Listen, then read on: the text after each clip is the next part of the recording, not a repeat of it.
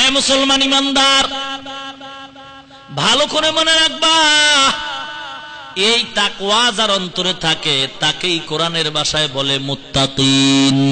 যালিকাল কিতাবু লা রাইবা ফীহি হুদাল লিল মুত্তাকিন।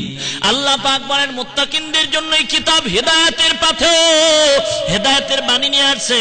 আল্লাহ পাক বলে মুত্তাকিনদের জন্য জান্নাত। ইন্নালিল মুত্তাকিনা মাফাজান হাদাইকা ওয়া আ'নাবা ওয়া কাওয়াইবা আতরাবা। আল্লাহ পাক বলে বান্দা মুত্তাকিনদের জান্নাত পাবে। এ তাকওয়ার মূল্য কত জানো? আল্লাহ পাক বলেন ইন্না আকরামাকুম ইনদাল্লাহি আতকাকুম। যার ভিতরে তাকওয়া থাকবে তার দাম আল্লাহর আদালতে অনেক বেশি। মুসলমান আল্লাহর গোলাম, এই তাকওয়া অন্তরে ঢুকাও। তাকওয়া বামানা ইহসান। হাদিসে জিব্রাইল নামে একটা হাদিস আছে, প্রসিদ্ধ হাদিস। হাদিসের নাম হাদিসে জিব্রাইল। জিব্রাইল আমিন আসছেন, নবীজির হাঁটুর সাথে জিব্রাইলের হাঁটু লাগায়া বসছেন। নবীকে প্রশ্ন করে, নবী গো ঈমান কারে কয়? নবী জবাব দেয়। নবীরে প্রশ্ন করে, নবী কিয়ামত কবে হবে? নবী জবাব দেয়। নবীরে প্রশ্ন করে জিব্রাইল, ও পয়গম্বর বলেন ইসলাম কারে কয়? নবী জবাব দেয়। জিব্রাইল আবার সত্যায়িত করে বলে সাদাকতা ইয়া রাসূলুল্লাহ। নবীজিকে একবার প্রশ্ন করে, ও পয়গম্বর ইহসান কাকে বলা হয়?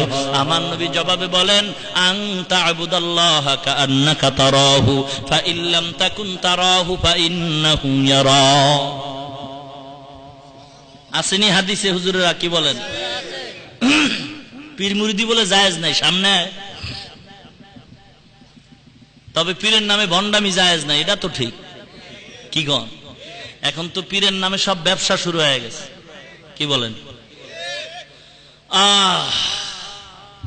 আল্লাহ সবাইকে বুঝ দান করুন। দেখেন না, রাস্তার মোড়ে মোড়ে গেট, রাস্তার মোড়ে মোড়ে গেট, রাস্তার মোড়ে মোড়ে গেট। লক্ষ লক্ষ টাকা খরচ করে গেট করলো। এ মিয়া, খাঁটি আল্লাহওয়ালারা অপচয় খরচ করে না। এগুলি অপচয় নয়, কথা কন না কেন? এরপরও কি মানুষ পায়? এরপরও পায় না কেন? বলে আল্লাহ কবুল করতে হবে, আল্লাহ কবুল করতে হবে। আল্লাহ যদি কবুল না করেন, তুমি হাজারো গেট সাজাইতে পারো, টাকা যাবে, লোক আসবে না। ঠিক কিনা? আল্লাহ যদি কবুল করে, গেট লাগে না, পোস্টার লাগে না, টিভির চ্যানেলে অ্যাড দেওয়া লাগে না। আল্লাহ যদি কবুল করে, বিনা গেটে, বিনা পোস্টারে, বিনা চ্যানেলে দেওয়াতে লক্ষ লক্ষ মানুষকে আল্লাহ চরমনের ময়দানে পাঠিয়ে দেয়। আল্লাহ যদি কবুল করে গো, বিনা পোস্টারে, বিনা গেটে, বিনা দাওয়াতে লক্ষ লক্ষ লক্ষ মানুষকে আল্লাহ টঙ্গীর ময়দানে পাঠিয়ে দেয়। আল্লাহ কবুল করতে হবে, আর কবুল হবে সুন্নতের আমলের বিনিময়ে, সুন্নতকে জবাই করার বিনিময়ে নয়।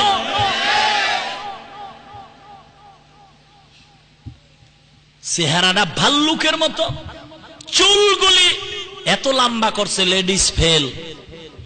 কি মারেফতের সম্রাট, আমগো দেশের কুখ্যাত সম্রাট, এগো চুলগুলি মহিলার চুলের চেয়েও লম্বা। টাইটেল কি? মাহবুবে সুবহানি, কুতুবে রব্বানি। দেখো সারা শরীরে চুলকানি। ঠিক না? কেন বললাম এটারও ব্যাখ্যা আছে। সারা শরীরে চুলকানি কেন বললাম?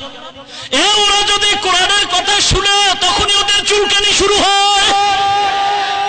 ওরা যদি কোরআনের সত্য কথা শুনে চুলকানি শুরু হয়। ওরা যদি ভালো আলেমের ওয়াজের কথা শুনে চুলকানি শুরু হয়। ওরা যদি কওমিয়ার কথা শুনে চুলকানি শুরু হয়। আসলে মুসলমান ইমানদার সারা দুনিয়ার ভিতরে নাম করা আল্লাহর ওলি বড় পীর আব্দুল কাদের জিলানী ভালো না খারাপ? খাজা মঈনুদ্দিন চিশতি রহমাতুল্লাহ আলাইহি ভালো না খারাপ? শাহজালাল রহমাতুল্লাহ আলাইহি ভালো না খারাপ? তাদের নামে কোনো টাইটেল আছে নাকি? কেন নাই জানো?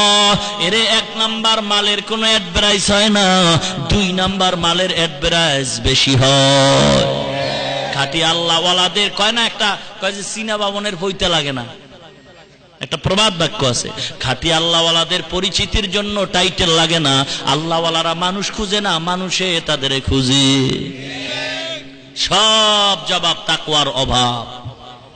এ মুসলমান ইমানদার, আল্লাহর ভয় ঢুকাও। ওমার ওমার ওমার ওমার তরবারি নিয়ে দৌড় মারছে, নবীজির মাথা আনতে যায়। বলবো কি? হ্যাঁ হ্যাঁ, সময় তো অনেক হয়ে গেছে। আমি জানি এখানে বলেন সবাই পক্ষে, বলবেন না হুজুর বন্ধ করেন, আপনার কষ্ট হইতেছে। এমন একটা বন্ধু পাইলাম না। বন্ধু পাই এমন যে হুজুর বলতে থাকেন, বলতে বলতে কায়েতে আজান জানাজা দিয়ে আলাই।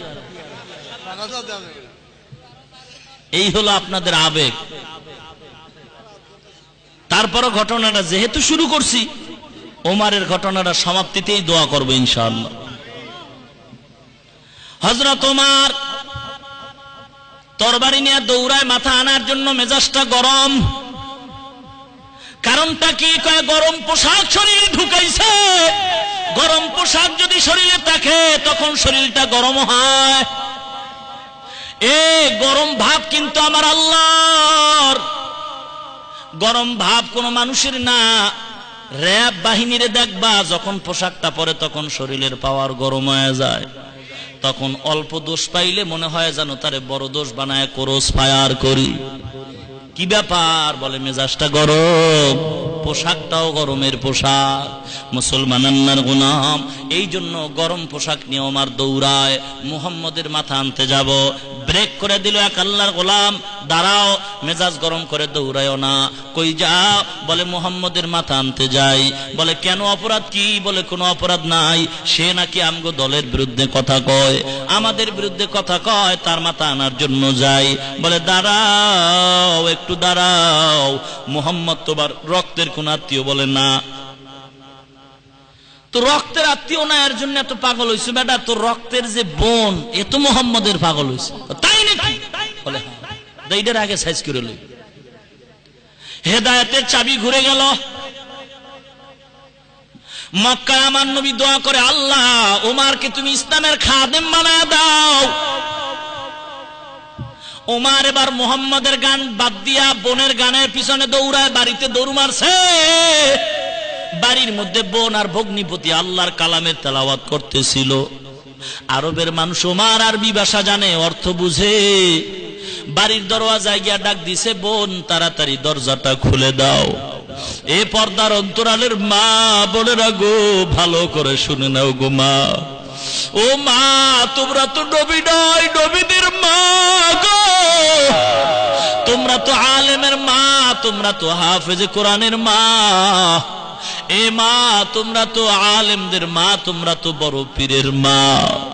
এ মা, এ বাবারা, এ যুবক ভাই, পায়ে হাত দিয়া বলে যায়, আমার মা বাবার জীবনটা কত ধন্য গো। আমার মা বাবা আল্লাহর কাছে দোয়া করে, আল্লাহ আমার সন্তানকে তুমি মানুষ বানাও। আমার মা বাবা বড় কষ্ট করেছে, আমিও কষ্ট করে লেখাপড়া করেছি। জামাটা কিনে দেওয়ার মতো তৌফিক আব্বার ছিল না, কিতাব কিনিয়া দেওয়ার মতো তৌফিক ছিল না। এরপরও বাবাই কখনো বলে নাই যে তুই আমারে কামাই কইরা খাওয়া, বরং বলছে মাদ্রাসায় পড়িয়া আলেম হবি। কিয়ামতে যদি আল্লাহ জিজ্ঞাসা করে কি নিয়ে আসছো, তোর মতো সন্তানটারে মাওলার দরবারে হাজির করে দিব, আর বলবো আল্লাহ বড় কষ্ট করে না খাইয়া সন্তানটারে আলেম বানাইয়া কবরে চলে আসছি।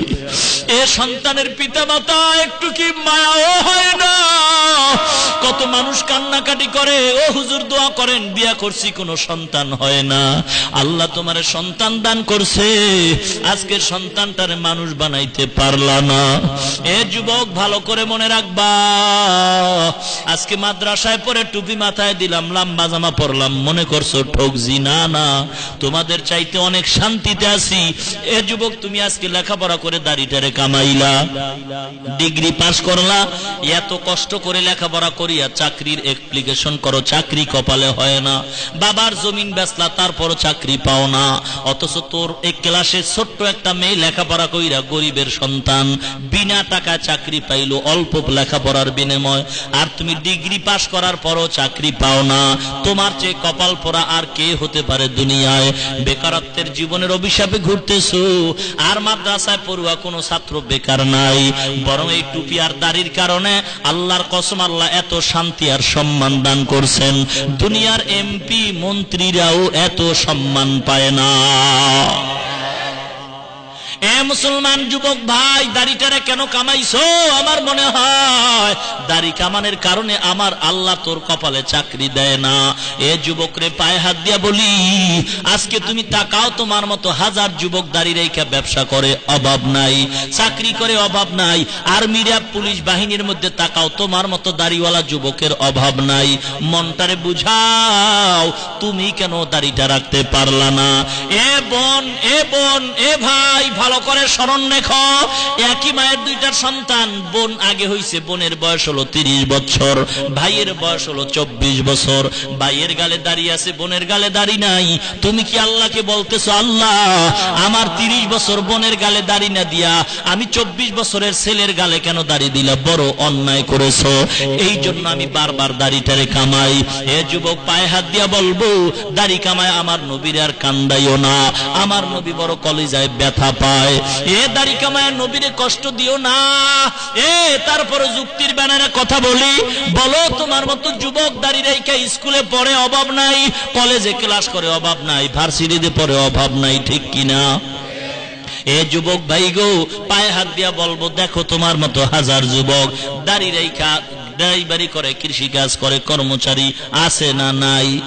বালিশের সাথে মাথা লাগায় চিন্তা করবা, তুমি কেন দাড়িটা রাখতে পারলা না? বৈজ্ঞানিকরা বলে, দাড়ি যারা ছাড়ে অথবা দাড়ি কাটে বা বেলেট দিয়া সাইজ করে, ভালো করে মাসআলা মনে রাখবেন, যারা দাড়ি পুরাটাই বেলেট দিয়া ক্লিন করে আর যারা গালের সাথে মিলাইয়া ছোট্ট ছোট্ট করে রাখে, দোনো দলের গুনাহ কিন্তু সমান। বৈজ্ঞানিকরা বলে, 3টা মুসিবত হবে তাদের জন্য। 1 নাম্বার মুসিবত, চোখের পাওয়ার থাকবে না। 2 নাম্বার মুসিবত, যৌবনের পাওয়ার থাকে না। 3 নাম্বার মুসিবত, তার অকালে মরণ হয়। এ যুবক, তোমরা মনে করছো আমরা টুপিওয়ালারা টুপি মাথায় দিয়ে যৌবনের তালা লাগাইছি, দুনিয়ার কোনো চাহিদা আমাদের নাই? না না না, বরং ভালো করে রেকর্ড করে নাও, তোমাদের চাইতে আমাদের টুপিওয়ালাদের যৌবন অনেক বেশি। কারণটা কি জানো? তোমাদের যৌবনটা অনেক সময় টাকায় বিভিন্ন জায়গায় বিক্রি হয়, টুপিওয়ালাদের যৌবন কোথাও টাকায় বিক্রি হয় না। এ যুবক ভাই, পায়ে হাত দিয়া বলি, কেউ বেজার হবেন না। এ যুবক, আমিও তো আপনার মতো একটা যুবক সন্তান, আমার বয়স কিন্তু অনেক কম। এ যুবক, পায়ে হাত দিয়া বলি, মিথ্যা কথা বলার জন্য আসি নাই। এ যুবক ভাই, মনটারে বুঝাও, আমার নবী কি বলছে ভালো করে শোনো। মানুষ যখন ঘুমায় যায়, কোনো গুনাহ করার শক্তি থাকে না, কিন্তু দাড়ি কামানেওয়ালা ছাটনেওয়ালাদের 24টা ঘন্টা। বন্দা ঘুমায় থাকো আর সজাগ থাকো, ফেরেশতারা গুনার কলম নিয়া 24টা ঘন্টার সেকেন্ডে সেকেন্ডে অনবরত আমল নামায় গুনাহ লিখতেই থাকে। এ যুবক, কয়দিন আর বাঁচবি গো? কত যুবক কয়, হুজুর বয়স হয় না, বুড়া হয়ে দাড়ি রাখবো। এ বুড়া হওয়ার নিশ্চয়তা যদি থাকতো, তোমাদের আদরের ভাই নায়ক সালমান শাহ জুয়ান হইয়া কবরে যেত না, তোদের আদরের ভাই নায়ক মান্না জুয়ান অবস্থায় কবরে যেত না। কয়েক মাস আগে নরসিংদী জেলার পৌর মেয়র অল্প বয়সের যুবক কবরে চলে গেল। এ কয়েকদিন আগে সদরঘাট লঞ্চ ডুইবা কত যুবক চলে গেল। এর কয়েক মাস আগে চট্টগ্রাম থেকে আসতেছিল খেলাধুলা করিয়া, মিরসরাইয়ের স্কুলের ছাত্ররা একটা পিকআপ ভেঙ্গে চুরে চুরমার হয়, সব ছেলেরা মারা গেল। এ যুবক, কয়দিন আর বাঁচবা? পত্রিকার দিকে তাকাইলে প্রত্যেকটা দিন যুবকের মরণের খবর। ঘুমের ঘরেও কত যুবকের মরণ হয়। এ যুবক রে, আমার আদরের ভাই, আই আইনুদ্দিন আল আজাদ অন্ধকার কবরে চলে গেল। কয়েকদিন আগে আমার ভাই আল্লামা আহমদ সাদি রহমাতুল্লাহ আলাইহি চলে গেছেন, আবুল খায়ের বিক্রমপুরী চলে গেছেন, চট্টগ্রামের এক জুয়ান বক্তা আল্লাহর ওলি আল্লামা জামাল উদ্দিন রহমাতুল্লাহ আলাইহি কবরে চলে গেছেন। আমিও তো কবরের পথ থেকে বেঁচে আসছি। কঠিন মুসিবত, অ্যাক্সিডেন্ট হয়েছিলাম চট্টগ্রামের পথে, গাড়িটা চুরমার হয়ে গেছে, আল্লাহ পাক কুদরতি ভাবে আমাকে বাঁচায়া দিছেন। এ যুবকরে কয়দিন আর বাঁচবা? এই 3-4 দিন আগে সিলেট গেলাম একবার ওয়াজ করার জন্য। শহরে নাইমা আমার এক বন্ধু, ওই যে চট্টগ্রাম থেকে মোবাইল করছিল র‍্যাপ, আমি সিলেটে গেলাম, একেবারে খুব ক্লোজ বন্ধু আমার, বয়স খুবই কম। আমি সিলেটে গিয়া চিন্তা করলাম সে তো এখানে পোস্টিং হয়ে এখানে আসছেন, তো সিলেট নাইমা কল দিলাম, 2-3 দিনের সফর, একটু দেখা করব। কল দেওয়ার পরে দেখলাম তার বিবি সাহেব মোবাইল ধরছে। আমি হাসতে হাসতে বললাম, ভাবি আপনার হুজুর কই? চোখের পানি ছেড়ে কান্দে আর বলে, ও হুজুর আপনি কি জানেন না? কি জানবো, চোখের পানি রাখতে পারে না। বলে আপনার ভাই তো জানুয়ারির 10 তারিখ অন্ধকার কবরে চলে গেছে। আমি বললাম কিভাবে চলে গেছে? বলে কারেন্ট বিদ্যুতে স্পট হয়ে শর্ট খেয়ে মারা গেছে। আমি জানতে পারি না, জানলে তো আমি দৌড়াইতাম, জানাজায় শরীফ হয়ে যাইতাম। ওই ব্যথাটা এখন অন্তর থেকে দূর করতে পারি না রে মুসলমান। কত মানুষ ঘুমের ঘরে মারা যায়। এ যুবক, তুমি যখন মোবাইলটা হাতে নিয়ে বাতি নিবায় বালিশের সাথে মাথা লাগাও ঘুমানোর নিয়তে, 1 মিনিট চিন্তা করো যে এই ঘুমের মধ্যে যদি মরিয়া যাই, এই ঘুমে যদি মরি, ফজরের সময় মা ডাকবো, আয়া দেখবে পুরা শরীর তক্তা হয়ে গেছে, শক্ত, চিৎকার দিয়া করবে, বলবে তোরা কই, আমার সন্তান তো আর নাই। এ যুবক ভাই, পায়ে হাত ধরিয়া বলি, সম্মানের মালিক আল্লাহ, ইজ্জতের মালিক আল্লাহ, হায়াতের মালিক আল্লাহ, মৌতের মালিক আল্লাহ, চাকরি দেওয়ার মালিক আল্লাহ। মুনাফিকি নয়, ধোঁকাবাজি নয়। এ যুবকরে মনটারে বুঝাও। এই প্রত্যেকটা দিন পত্রিকায় যুবকের মরণের খবর বেশি। হুন্ডা অ্যাক্সিডেন্ট হয় যুবক মারা যায়, লঞ্চ অ্যাক্সিডেন্ট হয় যুবক মরে, গাড়ি অ্যাক্সিডেন্ট হয় যুবক মরে। এ যুবক, পায়ে হাত দিয়া বললাম, হেদায়েতের মালিক আল্লাহ। সকলে কিন্তু জান্নাত পাবে না, সবার কপালে হেদায়েত আসবে না। এ যুবক রে, মুনাফিকি নয়, ধোঁকাবাজি নয়। আল্লাহর নবীরে আর কান্দাইবা না, অন্তরের নিয়তটা খাঁটি কইরা কোন আল্লাহর গোলাম পারবা, হাতটা উঠাইয়া চিরস্থায়ী ভাবে ওয়াদা করবা, জীবন থাক আর যাক কোনোদিন দাড়ির মধ্যে আঘাত করবা না, নবীরে কষ্ট দিতে পারবা না। কারা? হাত উঠাও, নারে তাকবীর। হাত সোজা করেন, সোজা করেন। আয় আল্লাহ, আপনি তাকায় দেখেন, আমার যুবক ভাই হাত তুলছে, আমার দায়িত্ব শেষ, তোমার হাতে দিয়া দিলাম। আয় আল্লাহ, তুমি তাদের কবুল করে নাও, মরণ পর্যন্ত ওয়াদা পূরণ করে থাকার তৌফিক দান করো, মুসিবত থেকে হেফাজত করো আল্লাহ, চাকরিতে সফলতা দান করো আয় আল্লাহ, কামাই রুজির মধ্যে সফলতা দান করো আল্লাহ। আয় আল্লাহ, ঈমান ও নেক আমল অবস্থায় কবরে যাওয়ার তৌফিক দান করো, আমিন। এই উডেকা,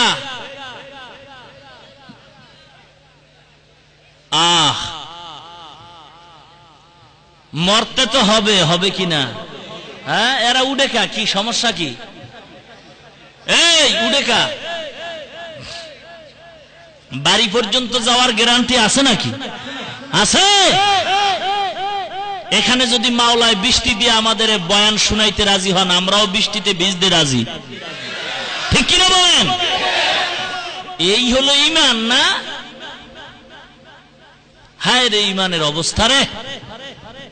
আল্লাহ সবাইকে হেদায়েত দান করুন, আরো জোরে কানা আমিন। ভাইরা আমার,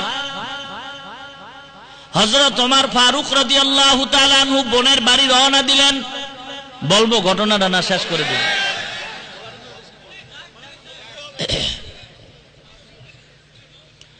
বোনের দরওয়াজায় গিয়া ধাক্কা দিয়ে কয়, বোন দরজা খোল। বোন ভয় পেয়ে গেছে, ভগ্নিপতি পালায় গেল, আত্মগোপন করলো। বোন কোরআনটারে বন্ধ করে ঘরের চৌকির উপরে রাখলো, দরজাটা খুলে দিল। ওমর ডাক দিয়ে কয়, গরম চোখে কয়, তুই নাকি মুহাম্মদের কালেমা পড়ে মুসলমান হয়ে গেছো? বলে হ্যাঁ, আমি কালেমা পড়ে মুসলমান হয়ে গেছি। ও পর্দার অন্তরালের মা বোনেরা, ভালো করে শুনে নাও গো মা, আল্লাহ পাক হেদায়েতের মালিক, একটু ভালো করে শোনো। বোন ডাক দিয়া কয় আমি তো কালেমাই পড়েছি। ওমর কয় তরবারি দেখছো? কয় হ্যাঁ দেখছি। বলে কালেমাটা ফিরাইয়া দে। বোন ডাক দিয়া কয় ভাই, পেট ব্যথার রোগী ট্যাবলেট খাইছে, ভিতরে গিয়া তো মিলিয়ে গেছে, বের করবে কেমনে? আমি জাহান্নামের আসামি, জান্নাত যাওয়ার আশায় কালেমার ট্যাবলেট খাইছি। আমার পশমের গোড়ায় গোড়ায় মুহাম্মদের কালেমার মোহব্বত ঢুকে গেছে। এখন আর এই কালেমা ফেরত দেওয়ার ক্ষমতা নাই, বিনিময়ে তুমি আমার লাশটা ফেরত নিয়ে যাইতে পারো। এই কথা বলার পরে বোনের উপরে তরবারি দিয়ে ওমর আঘাত করতেছে, বোনের শরীরের উপর আঘাত করতেছে, বোনের শরীর থেকে রক্ত পড়ে যায়। বোন কান্দে আর কয় ভাই, সন্তানকে যদি মা মারে বাবার কাছে আশ্রয় নেয়, বাবা যদি মারে মায়ের কাছে আশ্রয় নেয়, ভাই তুমি আমাকে আর মারিও না, আমি ব্যথা সহ্য করতে পারি না, তুমি মাফ করে দাও।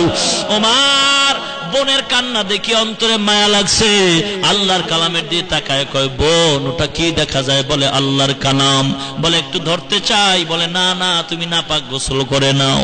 ওমর গোসল করে রেডি হইয়া 16 পারা সূরা তাহা পড়া শুরু করলো। তাহা মা আনজালনা আলাইকাল কুরআনা লিতাশকা। ওমরের চোখের পানিগুলি পড়া শুরু হয়ে গেল। কারণটা কি? বলে নেগেটিভ পজিটিভ দুইটা ফেজে কারেন্টের বাতি জ্বলে, যখন গুনাহটা একসাথে হয়ে যায় তখন লাগলে আগুন জ্বলে, লাগলেই আগুন জ্বলে। আমার আল্লাহ বলেন নূরুন আলা নূর। এ বান্দা, মানুষের অন্তরের মধ্যে হেদায়েত গ্রহণ করার আলো আছে। যখন কোরআনের দুইটা আলো যখন এক জায়গায় হয়, এই দুইটা তার যখন এক জায়গায় হয়, তখন বান্দার অন্তরে ঢুকিয়া মাওলার কুদরতি ঘরে আগুন লাগিয়ে যায়। তখন বান্দা সহ্য করতে পারে না। ওমরের মধ্যে কুফরিয়াতের আগুন ছিল, কোরআনের আলো নাই। যখন ওমর কোরআনটারে হাতে নিছে, সঙ্গে সঙ্গে কলিজার মধ্যে হিট করছে, কলিজার মধ্যে আগুন লাগায় দিছে কুফরিয়াতগুলি জ্বালাইয়া। এবার ওমরের চোখের পানি পড়ে আর বলে ও বোন, এই কথাগুলি এত সুন্দর, এই লোকটা না জানি আরো কত সুন্দর, আমাকে একটু নিয়ে চল, ওই লোকটাকে একবার দেখার মনে চায়। ওমর এবার রওনা হয় পয়গম্বরের দরবারে। পয়গম্বরের চেহারাটা দেখে চোখের পানি ছেড়ে ওমর কান্দে আর বলে পয়গম্বর, আমি আর ছিলাম আপনার মাথা নেওয়ার জন্য, তরবারি দিলাম, আপনি আমার মাথা কাইটা দেন, তবে মাথা কাটার আগে আমাকে জান্নাতের মেহমানখানায় ঢুকাইয়া পড়ায় দেন লা ইলাহা ইল্লাল্লাহু মুহাম্মাদুর রাসূলুল্লাহ। হযরত ওমর মুসলমান হইয়েই তরবারি নিয়ে দাঁড়ায় গেছে। দাঁড়ায় কয় এইবার এ কাফের, 5 মিনিট আগে ছিলাম মুহাম্মদের দুশমন, এইবার তোদের দুশমন হয়ে গেলাম, আয় আয়, মুহাম্মদের বিরুদ্ধে একটা কথা বলবি, ওমরের তরবারি থেকে বাঁচতে পারবি না, আয়। কঠিন ভাবে ধমক শুরু হয়ে গেল। হযরত ওমর, সেই ওমর জান্নাতের টিকিট পাইছে দুনিয়ায়, সেই ওমর অর্ধ দুনিয়ার শাসক হইছে। এ মুসলমান ইমানদার, সেই ওমরের ভিতর আল্লাহর ভয় কত।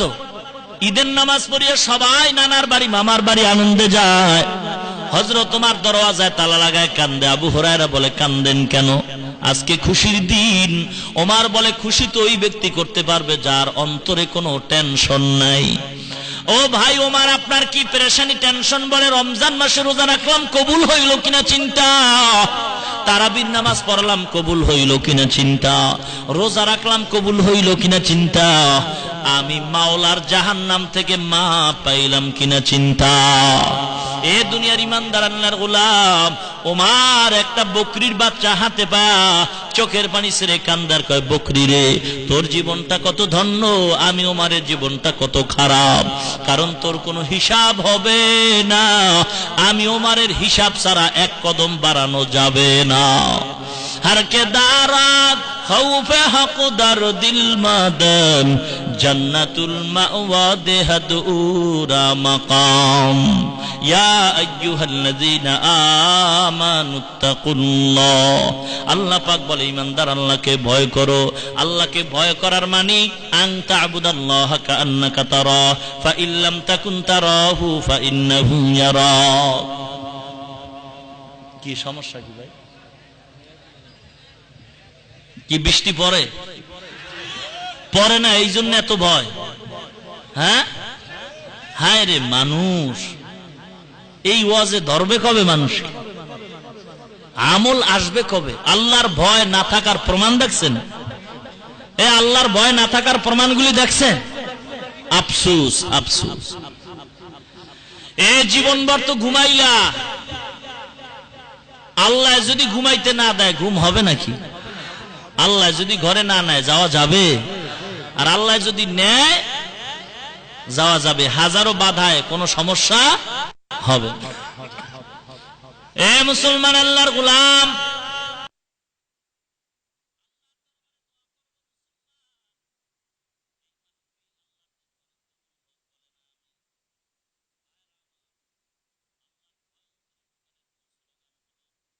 আল্লাহর নবী বলেন বান্দা ইবাদত করবা আল্লাহর এমন নিয়তে যেন তুমি আল্লাহকে দেখো। আল্লাহকে যদি আল্লাহকে দেখার পাওয়ার না থাকে এতটুকু মনে করবা আল্লাহ দেখেন। কে দেখেন? কে দেখেন? আল্লাহকে দেখা দেখা ইবাদত করা। হযরত আলীকে ইহুদি প্রশ্ন করে তুমি যে আল্লাহরে ডাকো আল্লাহরে দেখছো? হযরত আলী বলেন আমি এমন আল্লাহর ইবাদত করি না যেই আল্লাহকে আমি আলী নিজে দেখি না। আল্লাহকে দেখা দেখা ইবাদত করার নাম মুশাহাদা। আল্লাহ দেখেন মনে কইরা ইবাদত করার নাম হলো মুরাকাবা। কে বলেছে পীর মুরিদি জায়েজ নাই? মূর্খরে সামনে আগাও, ইহুদির দালালি বাদ দাও, খাঁটি আল্লাহর ভয় নিয়ে কথা বলো। ঠিক কি না? আল্লাহ পাক সবাইকে বুঝার তৌফিক দান করুন। আরো জোরে কোন ভাইরা আমার, আল্লাহর দরবারে দোয়া করব। মাহফিলের জন্য দোয়া, মসজিদের জন্য দোয়া। আমিও দোয়া চাই। বড় অসুস্থতার মধ্য দিয়ে আসছি, আবার চলে যাব। আল্লাহ যেন আমাকে হায়াতের ভিতরে বরকত দান করেন, চলন্ত পথে সমস্ত মুসিবত থেকে হেফাজত করেন, সারা দুনিয়ায় দ্বীনের সহি খেদমত হিসাবে খাদেম হিসাবে খেদমত করার তৌফিক দান করেন। দোয়া করবেন আল্লাহ পাক যেন ঢাকা, উঠবেন না কেউ, বসেন। কি আশ্চর্য ব্যাপার, ঢাকাতে একটা মাদ্রাসা করেছি, আদব বিভাগ, হেফজখানা নুরানি, কিতাব বিভাগ সহ শর্ট কোর্স, বাংলা অঙ্ক ইংরেজির সমন্বয়।